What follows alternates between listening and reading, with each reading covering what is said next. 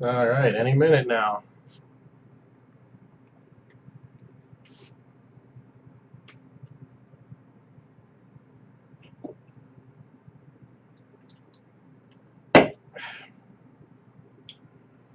Any minute, he'll be calling.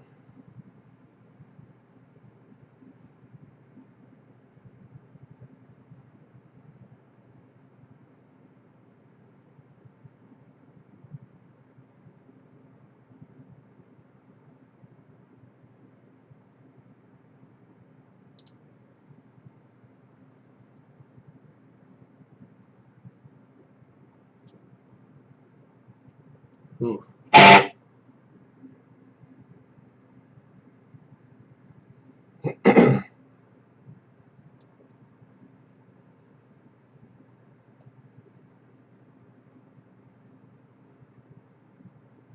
It is 4 o'clock.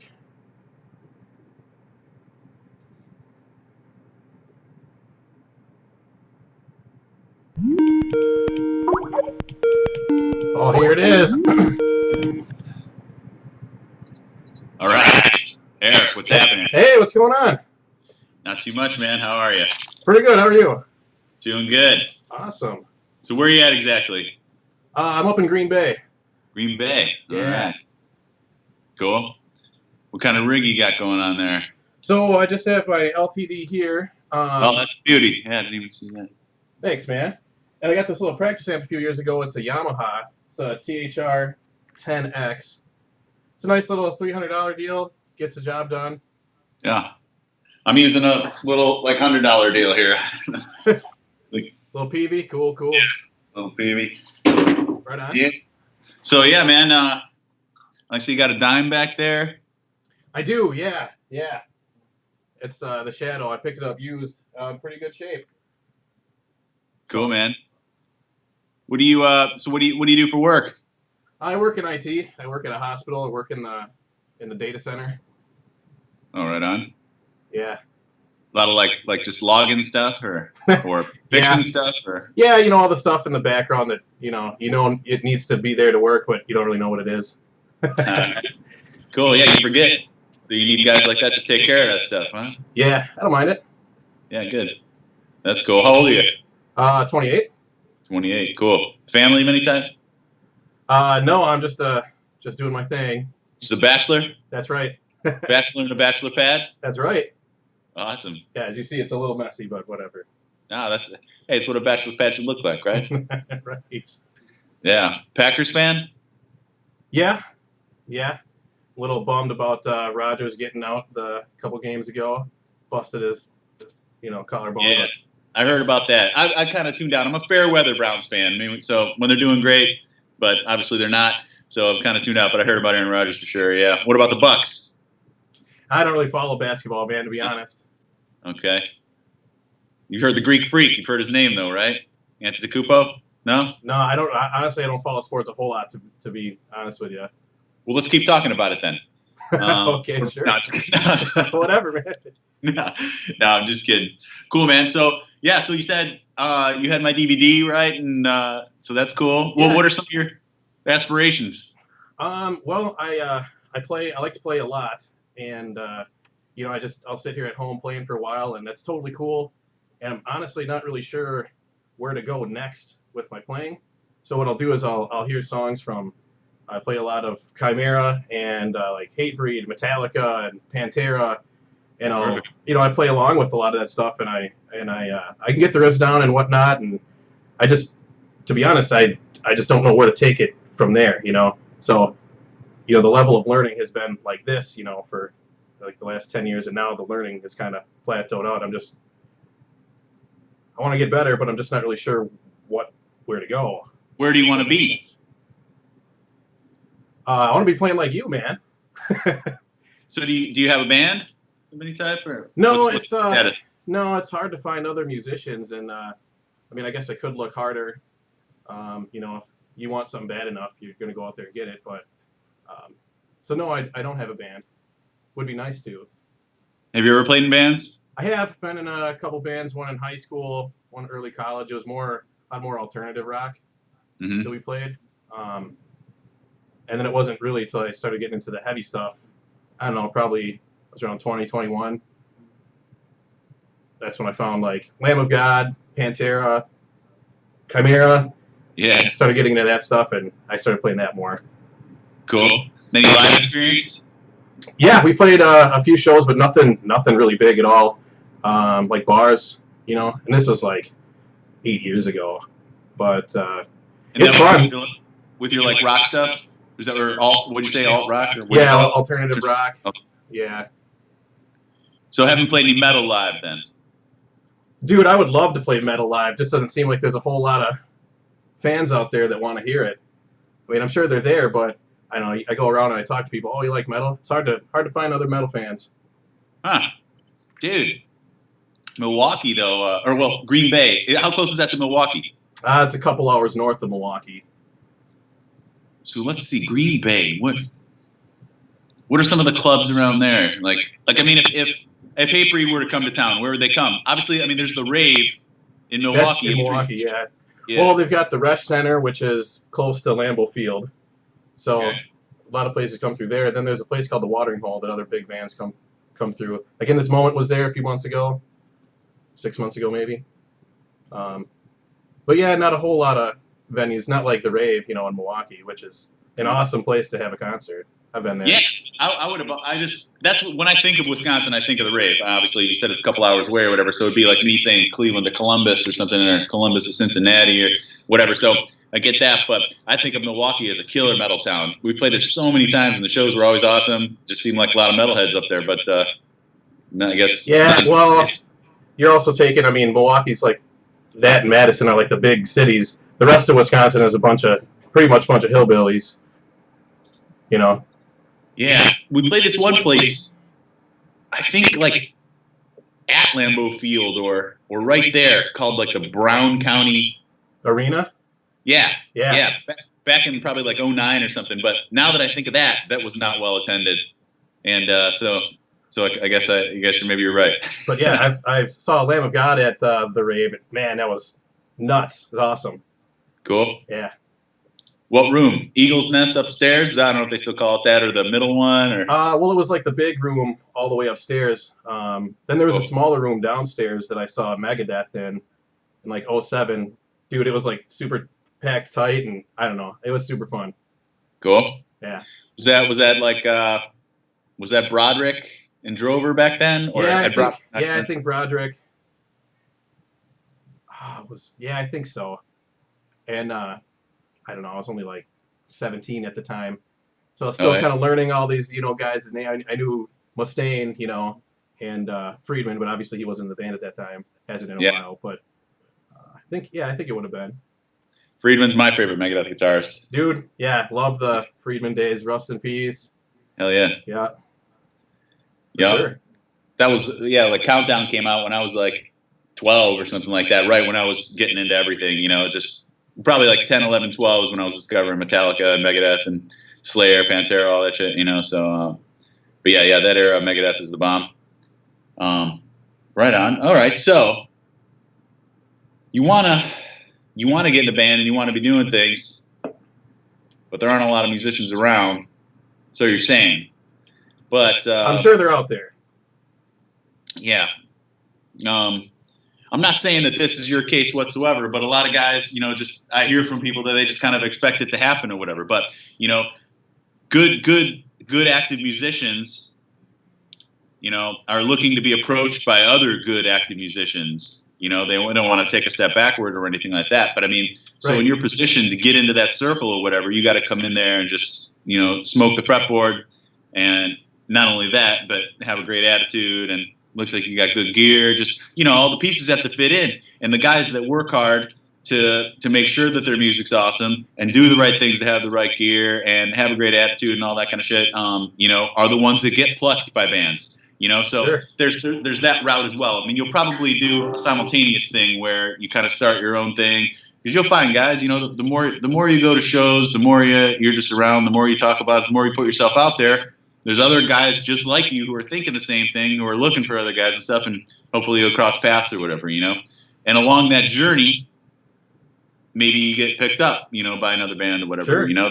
that sees something in you or whatever, But Yeah, I mean, it works that way. I play trumpet also, and for about 20 years now, and I play in like polka band and jazz bands and stuff, and it's fun. And then other people see you and go, "Hey, I really liked your style there." So, dude, I get it. I could definitely be way more active on getting out there. I know what you're saying. Sure. But you got to have the talent. Sounds like you got a good attitude. Haven't heard you pluck a string yet, so I don't know there, but we'll see. Maybe. Okay. But yeah, you've been playing for a while, so that's cool. So you have a lot of experience. Then I don't want to say in the scene because trumpet isn't metal or whatever, but just being around music and playing shows and stuff. Yeah. So in that, then you know the gig, Yeah, sure. Cool. So what do you do with that? Weddings or like I don't even know.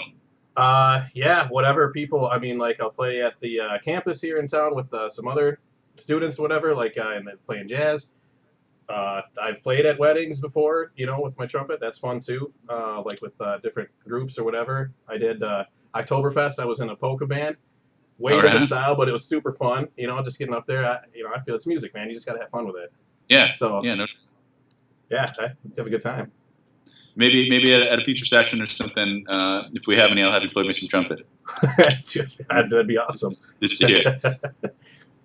All right. Well, I guess the only way to dive into it is just if I just kind of assess what you got going on a little bit, So, yeah. How does this? I've never taken lessons on guitar. I've just kind of taught myself, but I don't know. I mean, something you want me to play specifically? I don't. Yeah. Want me to start ripping?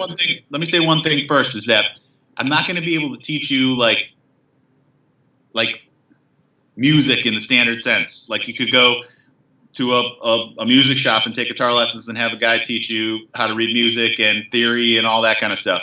So unfortunately, I can't teach you those things because I don't know those things. I only know what I know. That's okay. That's how I play too. So good. Yeah. I mean, and I think that's all right too. If somebody's got a certain style, but they don't know 30 scales, that's all right. If you just like the way they do things and the way they put songs together and stuff. I just happen to have I'm just lucky, I just play riffs like everybody else, but for some reason dudes like them, and so I'm just lucky in that aspect or whatever. So all I can do is show you what I know, and that'll be the extent of it, but I think you'll get some good nuggets out of it and stuff and hopefully start taking you in more of the direction you want to be going or whatever to excel, So yeah, I don't know what, I know it sucks to be put on the spot and say, hey, perform for me or something, but play a riff you like playing. All right. I usually use this one to warm up. I got this. Well, you'll recognize this one. Well, first, can you hear that? Okay. Yeah. Okay. All right. So I use this one to warm up a lot.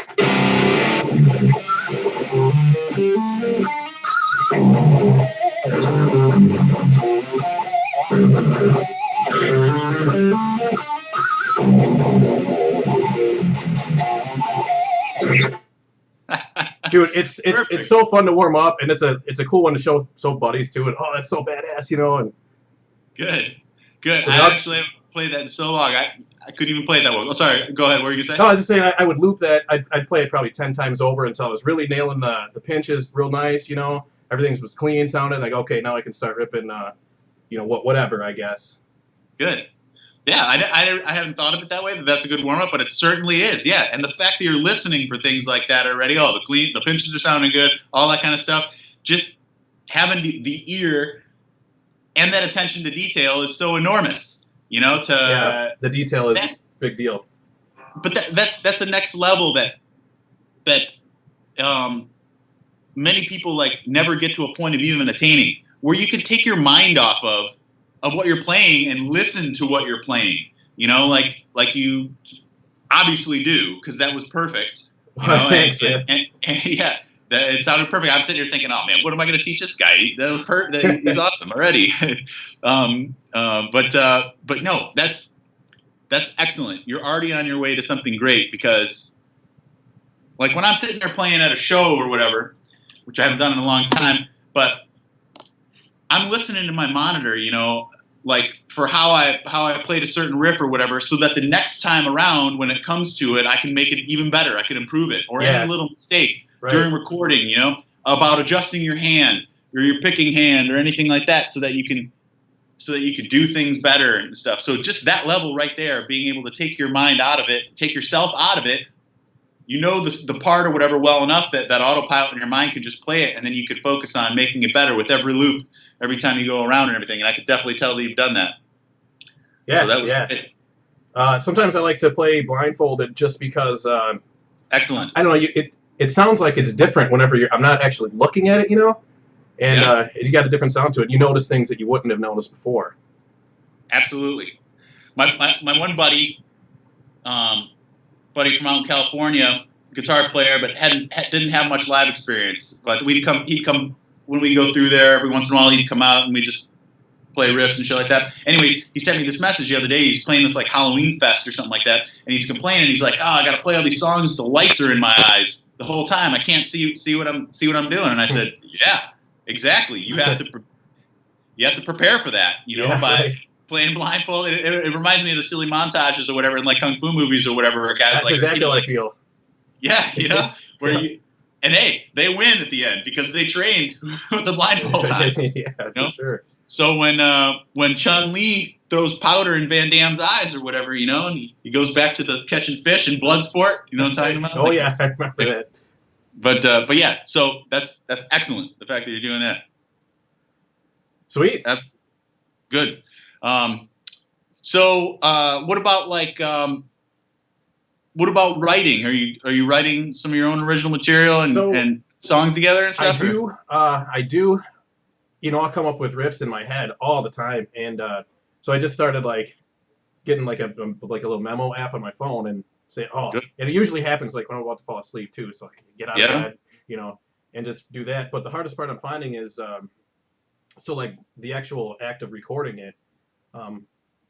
First of all, I don't know how to get it to sound like, you know, really nice. You know what I mean? And two, drums, man, it's super hard to make a metal song when I don't know how to program drums or whatever. I mean, I can hold down a beat like if you gave me a drum set, but man, that's probably the biggest roadblock is the drums. You know, so I'll download drum beats on websites. Sometimes they have them, but you know, the song is very dictated by what that drum beat would be. Sure. And I can piece it around a little bit, but well, that's something definitely we could get into. I like to think that I'm an excellent drum programmer, and life would be difficult without that ability, you know, to be able to write songs and put songs together. And that's another big key thing too, is that if you have material that you can present to people, you know, like let's say I don't even know, I've never really gone this route or whatever. But let's say you answered a personal ad or something for, you know, hey, we're this metal band, you know, playing around Green Bay, we're looking for a guitar player or whatever. When they call you up, you know, it's like almost like a resume or having like a portfolio. They're going to want to hear some of your stuff rather than